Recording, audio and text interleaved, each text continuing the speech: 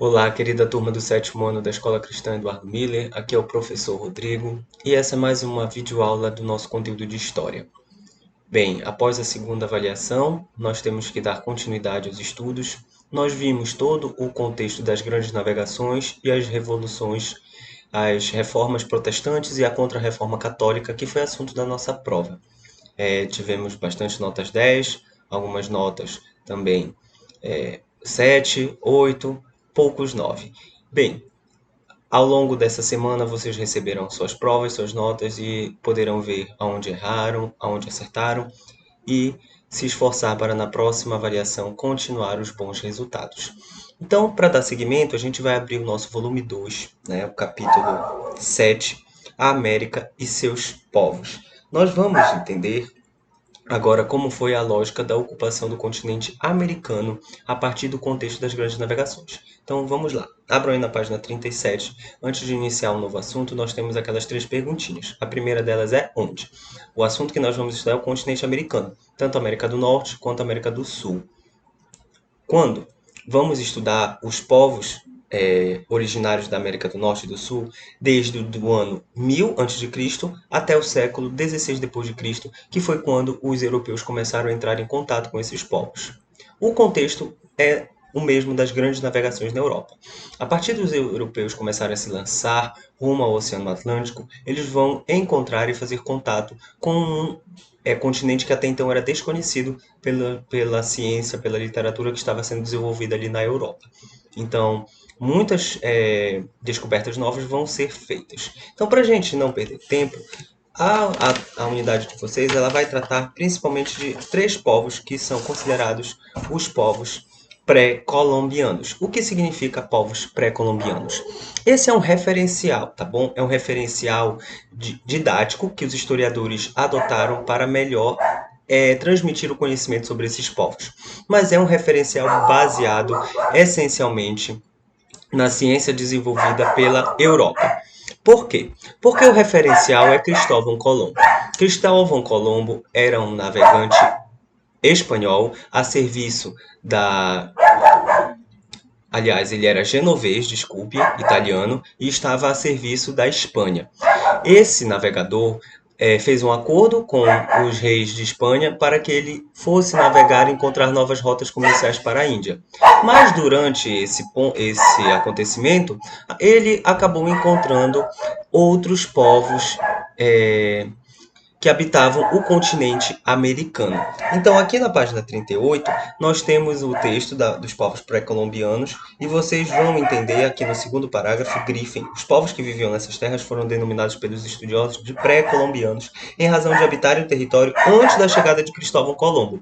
Mas vamos pensar que esse é um referencial eurocêntrico, ou seja, tem a Europa como o centro, como se a Europa fosse o centro e a história fosse em função da Europa. Então, chamar povos pré-colombianos é reproduzir essa ideia de que a Europa é produtora da história dos povos que habitavam na América. Nós vamos ver logo mais que esses povos tinham história, alguns até desenvolveram escrita e também deixaram seus vestígios sem que nem Cristóvão Colombo tivesse antes chegado ao território americano. Quando Cristóvão Colombo e outros navegantes que nós já vimos lá no assunto de grandes navegações, como Américo Vespúcio, que é quem vai dar o nome para esse continente novo, a América, eles vão acreditar que tinham encontrado uma rota comercial para as Índias Orientais. Então vão denominar os habitantes ali das mais diferentes etnias e povos de índios. E nesse mapa a gente pode ver que esses indígenas eles tinham diversas etnias, ou seja, diversos povos, diversas constituições de povos, diversos costumes, línguas, lugares de habitar, formas de reproduzir a sua economia, a sua sociedade. Então, esse mapa que está aqui, ele também é o mesmo mapa da página 39. E a denominação de índios vocês podem encontrar no segundo parágrafo dessa página. Eu vou pedir que vocês grifem porque isso é interessante.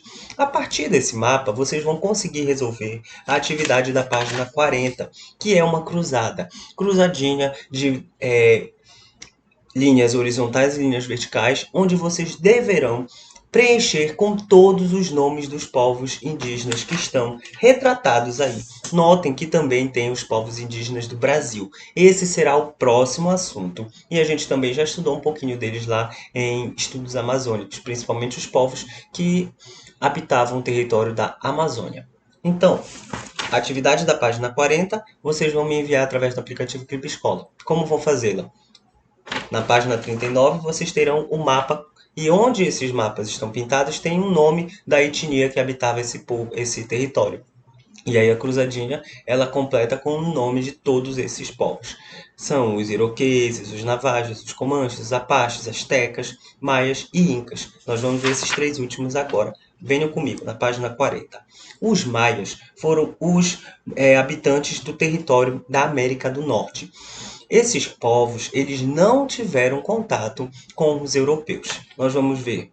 A organização deles era formada por pequenos reinos, ou seja, eles não constituíram um grande império, mas sim diversos reinos pequenos que estavam conectados pelos seus costumes, pelos seus hábitos e também pelos idiomas semelhantes. Muito parecido com o que a gente vê lá na Grécia Antiga. A Grécia Antiga não era um vasto país, um vasto território. Era simplesmente diversos grupos, diversas cidades-estados que reunidas formavam uma unidade que ficou conhecida como Grécia. Assim a gente observa nos povos maias. O apogeu desses povos foi 1000 anos antes de Cristo até 250 depois de Cristo. Nós vemos que os europeus só entraram em contato no século XVI, ou seja, ano de 1500 para frente.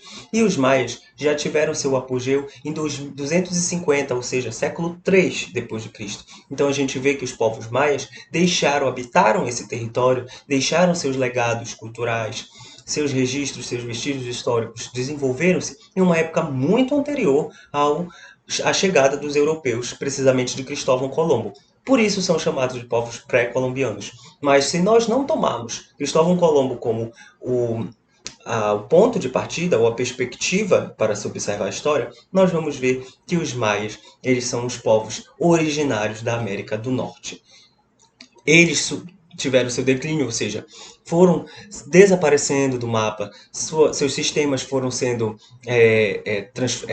substituídos, foram morrendo em guerras, em conflitos entre os anos de 650 e 950 depois de Cristo, ou seja, no século X. 500 anos antes da chegada dos europeus, os maias já não existiam, não habitavam, não era encontrada civilização maia na América do Norte. Foi um grupo que teve uma grande massa, um grande número de pessoas. A população estimada dos maias era entre 10 a 15 milhões de habitantes, então era muito mais gente do que habitava a Europa nessa época. Então a gente pode dizer que a América, antes da chegada dos europeus, era um continente deserto, inabitado? Claro que não. Nós vemos que tanto os povos maias quanto nós vamos ver os incas e os astecas eram povos que povoaram muito a América do Norte e deixaram grandes construções. A gente vê aqui acima, essa imagem é um calendário. A gente vai ver no próximo slide mais as técnicas que eles desenvolveram. E também tem ruínas de cidades inteiras, né, na América do Norte.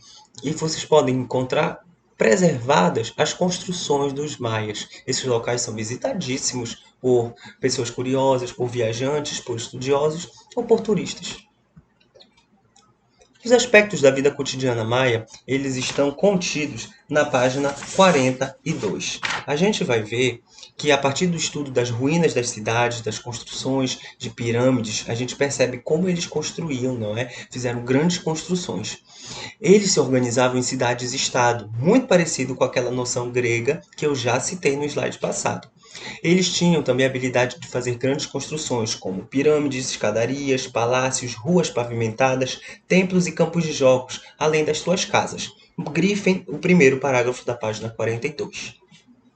Eles também desenvolveram um avançado conhecimento matemático, astronômico e de astrologia. Vocês vão grifar o segundo parágrafo que explica direitinho. Para vocês terem ideia, eles tinham conhecimentos avançadíssimos de matemática, já concebiam o número zero, assim como os indianos concebiam, coisas que os europeus só vão introduzir ao ao longo dos primeiros 1000 anos da Europa.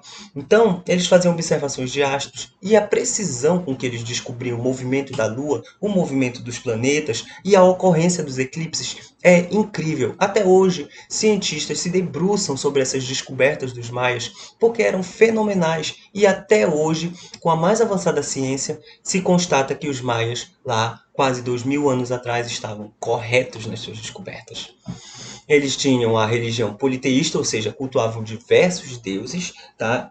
Os sacerdotes eram responsáveis pelas funções religiosas, mas também pelas criações artísticas. Essas duas pinturas que estão nesse slide, elas são criações artísticas feitas por sacerdotes, retratando, né, a vida divina, a vida dos deuses e a interferência deles nos homens. Eles tinham um sistema de escrita também, no quarto parágrafo tem, e a característica que chama muita atenção é o fato de eles fazerem sacrifícios humanos. Existem filmes, existem vídeos, existe muita literatura sobre isso.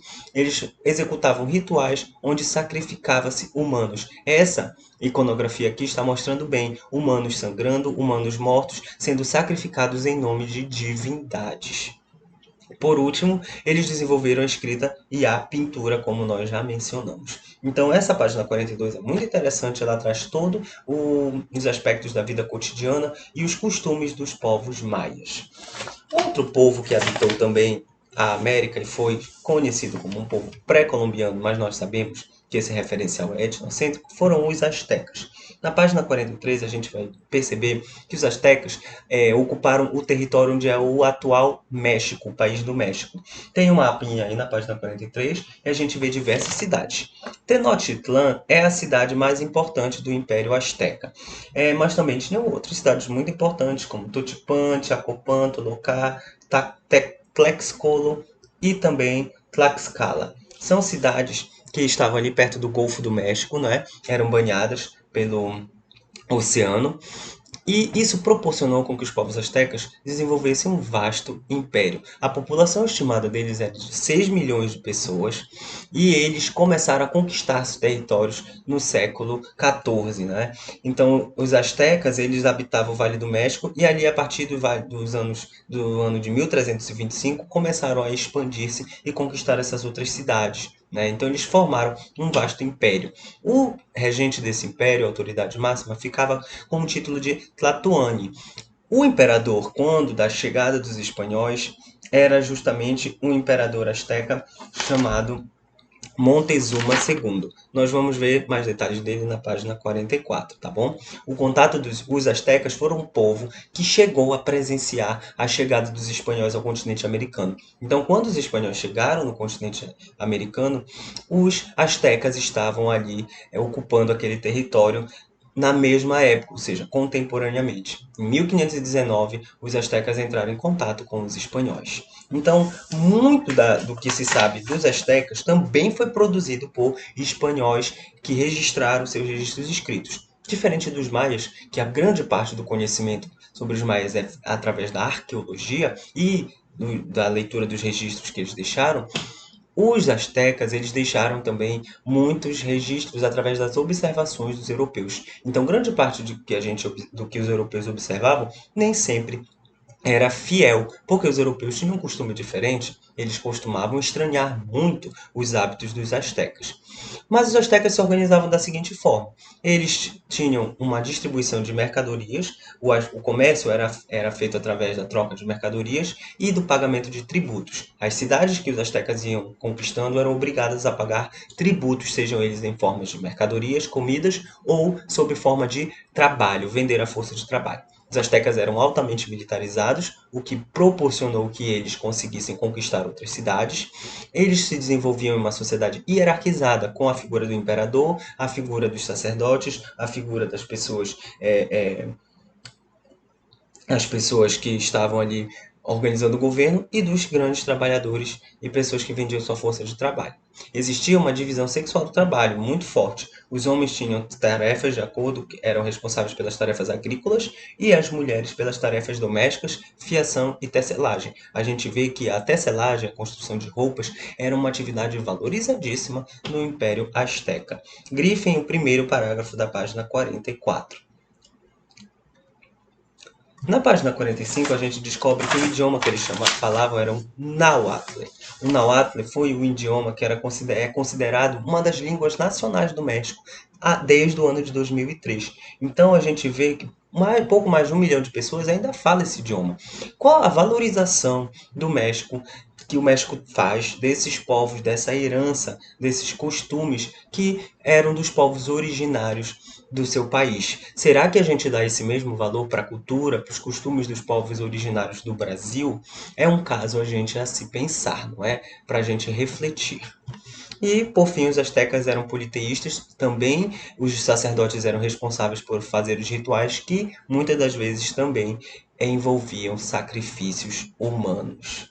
Eles também criaram um calendário, que é essa foto que está aqui acima do slide. Esse calendário coloridíssimo era um calendário que tinha eram dois calendários. Ele marcava um ciclo de 365 dias e o outro que marcava um ciclo de 260 dias. O ciclo de 365 dias contava o ano e o de calendário do ciclo de 260 dias contava os dias. Então a gente vai grifar o segundo parágrafo da página 45, porque as informações desse calendário elas davam os eventos sagrados, aqueles eventos marcados no tempo, como chegada de divindades na Terra, forças que iriam receber, temporais, eventos da natureza que estavam profetizados. Esse é um aspecto muito interessante para a gente lembrar a construção dos calendários na nossa sociedade. Para que servem nossos calendários? Para marcar os eventos sociais, os eventos de trabalho. A gente compara os calendários e percebe que a lógica de trabalho, de vida dos povos que habitavam a América antes da chegada dos europeus era bem diferente da nossa, não é mesmo? Bem, vamos para o terceiro povo indígena que habitava a América antes dos europeus chegarem. São os Incas. Os Incas habitavam os territórios da América do Sul, precisamente ali de onde vai, do Equador, Peru, Chile, Colômbia e Bolívia. Grifem o primeiro parágrafo da página 46. O império durou mais de 200 anos e a capital era a cidade de Cusco. Calcula-se que o território do Império Inca era ocupado por 12 milhões de habitantes. Então a população estimada era de 12 milhões de pessoas. Vocês veem que são impérios muito populosos. A essa época, gente, nós estamos vendo que a Europa está se recuperando de uma peste negra. A Europa toda perdeu em torno de 50 milhões de habitantes, gente. Então a gente percebe que a Europa está com poucas pessoas morando e enquanto que na América do Norte temos uma grande concentração de pessoas. É interessante a gente pensar que a América do Sul e do Norte também não são continentes desertos, inabitados, não é?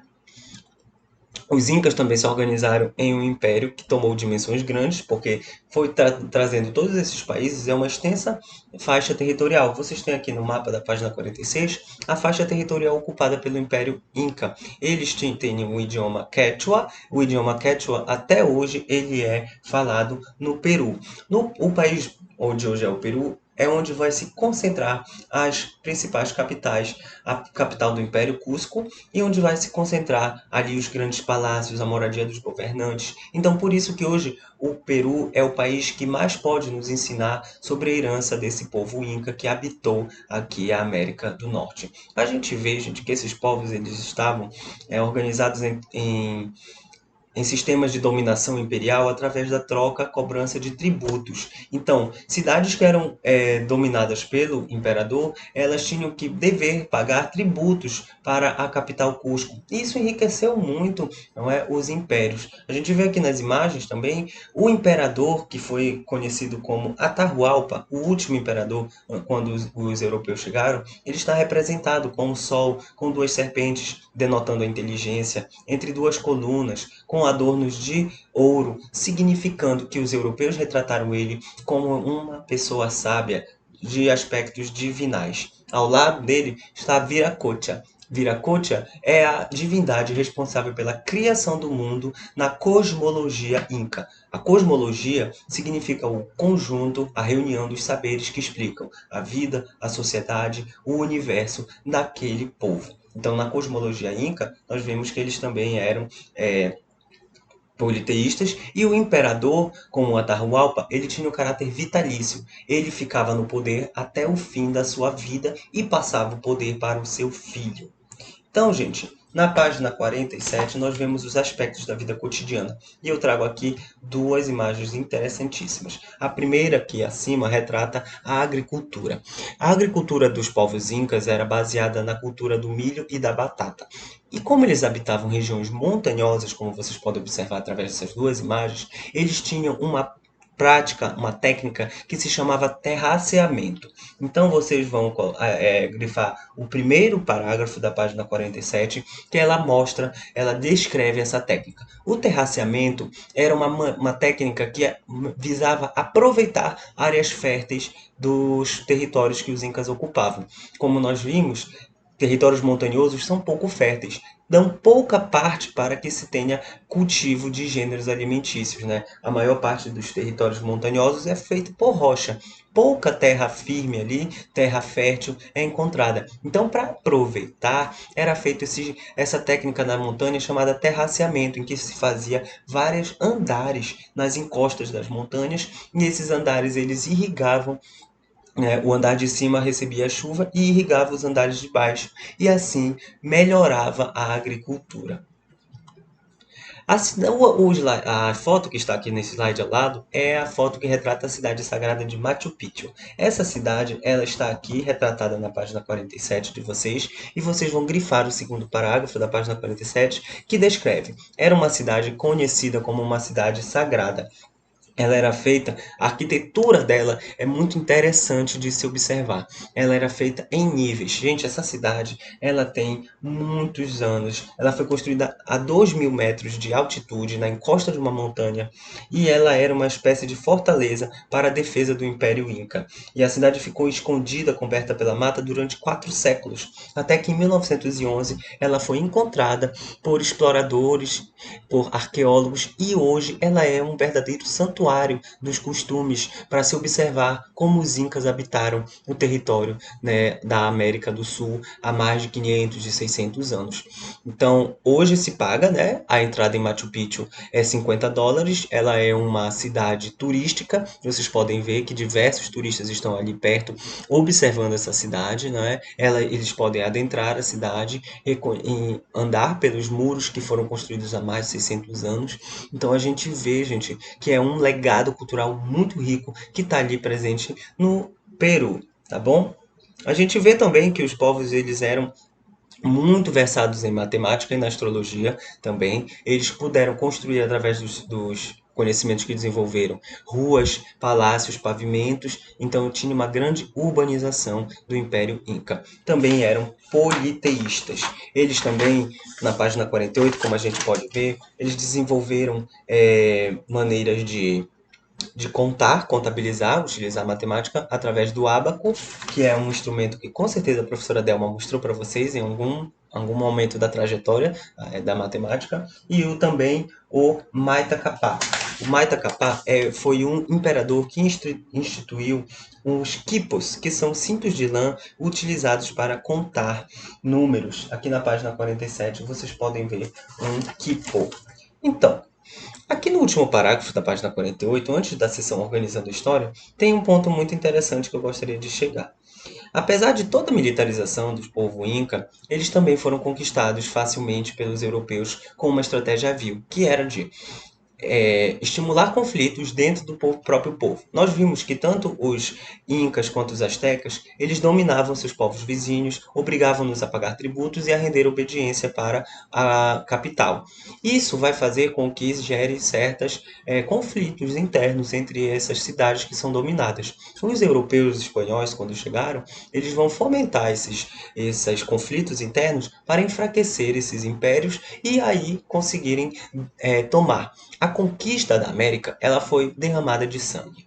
Mais de 20 milhões de pessoas foram mortas dentro dessa conquista. Foi uma guerra muito sangrenta. Então eu quero que vocês grifem aqui o último parágrafo da página 48 para que a gente entenda que a conquista da Europa, desculpem, a conquista da América pelos europeus foi uma guerra sangrenta e desleal. Enquanto os europeus chegavam com armas de fogo, canhões, cavalos, os indígenas aqui, povos originários da América, ainda estavam guerreando com lanças e escudos. Então, apesar de serem em menor número, eles se valeram desses conflitos internos, conseguiram fazer com que tanto do Império Azteca quanto o Inca, que foram os impérios que encontraram com os povos europeus, eles se fragmentassem e perdessem força para então serem conquistados. E assim a América foi colonizada pelos europeus. A gente vai ver na próxima unidade os povos indígenas do Brasil antes dos europeus portugueses chegarem. Então, peço que vocês fiquem antenados, né? Talvez a gente consiga fazer uma resolução desses exercícios da página 49, uma coisa rápida, mas já temos que entrar no capítulo 8 já a partir da próxima semana. Eu vou ficando por aqui, pedindo que vocês mandem as atividades através do Clipe Escola. A participação de vocês gera pontos, né? A prova de vocês está com pontuação extra em função da participação de vocês e eu estou ficando muito satisfeito com isso, tá bom? Muitos alunos têm participado, muitos alunos têm tirado notas altas em função disso. Então, queridos e queridas, vou ficando por aqui, desejando que estejam com saúde e que o nosso retorno seja breve. Um abraço virtual. Tchau, tchau.